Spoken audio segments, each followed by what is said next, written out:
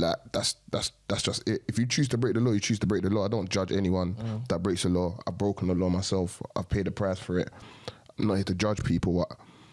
But at the end of the day, that's you can't have one rule for one, another rule for someone else. It's got to be across the board. I have to provide the other side because I'm more of your view, but I don't want everyone just to be like one way. I want to open up the conversation. Yeah, no, I get you. So it's just like, but one thing I would say, we talk about why would anyone obey by the law? But say you're a man, you're a guilty man. They've obtained the evidence unlawfully, but you're guilty. Bang shut. You've done an absolute madness.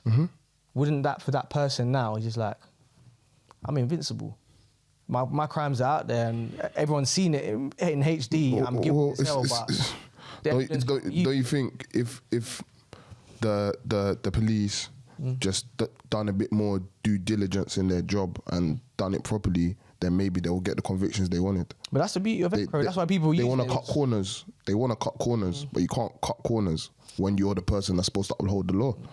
I mean, so are we saying that they're allowed to use that use it as intel and not evidence? Is that what we're saying? No, I'm saying as evidence. The question. That's the question. It's whether or not it was evidence taken from the handsets, or whether or not it was intercepted before then. Because to my knowledge, it was like live. A lot of the intel they got was live, right? So and that's why it shouldn't be used as evidence. That's the question, isn't it? That's because, of course, then it would require the authorities that actually undertook the hack to disclose, which they're not prepared to do. Right? So they'd have to disclose when and how they did it, and that hasn't happened because they're not disclosing it. Because they know.